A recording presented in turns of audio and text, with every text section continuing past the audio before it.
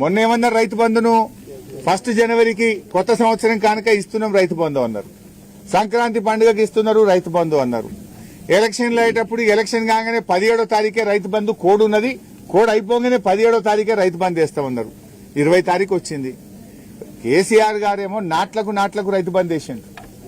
ఇప్పుడు నాట్లు అయిపోయా, కలుపు అయిపోయా, బందోబస్తాలు వేస్తే పొట్టకొచ్చింది. ఇంకెప్పుడు ఇస్తావు రైతు బంధు? ఇంకెప్పుడు ఇస్తావు? ఇప్పటికే 2 రైతు బంధులు ఎగ్గొట్టినావు. 4 రైతు బంధులకు 2 ఎగ్గొట్టినావు, 2 ఇచ్చినావు. ఇప్పుడు 5వది. ఇది కూడా ఇస్తావా? ఎగబెడతావా? ఇంకెప్పుడు ఇస్తావు? ఎందుకు ఆలస్యం? కరోనాలో కూడా కేసీఆర్ గారు రైతు బంధు ఆపలే. నువ్వెందుకు ఆపుతున్నావు?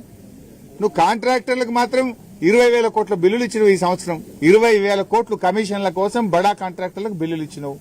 బడా కాంట్రాక్టర్లకు బిల్లులు ఉంటాయి గానీ మా బక్కచిక్కిన రైతులకు రైతు బంధు వేయడానికి డబ్బులు లేవా నీ దగ్గర? ఎందుకు రైతులంటే చిన్న చూపు? ఎందుకు రైతు బంధు డబ్బులు ఇప్పటిదాకా వేయలేదు? ఫిబ్రవరి 20వ తారీఖు వస్తే కూడా రైతు బంధు రాదా? మొదలేసినవి మార్చిలో అయితే ఇక కోతలకే వస్తాయి. మరి పెట్టుబడికి ఇస్తావా, కోతలకి ఇస్తావా? పోయిన యాసంగికి సన్నవడ్లకు బోనస్ ఎగ్గొట్టినావు. మరి ఈ యాసంగికి సన్నవడ్లకు బోనస్ ఇస్తావా, ఇయ్యవా? ముందే చెప్పు. ఇప్పుడు బోనస్ వస్తుందంటే వేసుకుంటాం, లేకపోతే దొడ్డు వేసుకుంటాం. దొడ్డు వేసుకుంటే ఓ 4 క్వింటాలు ఎక్కువ పడతాయి. బోనస్ వస్తాయంటే సన్నయ్య వేస్తారు. బోనస్ రాదంటే దొడ్డు వేసుకుంటే 4 క్వింటాలు ఎక్కువ పండుతుంది కదా.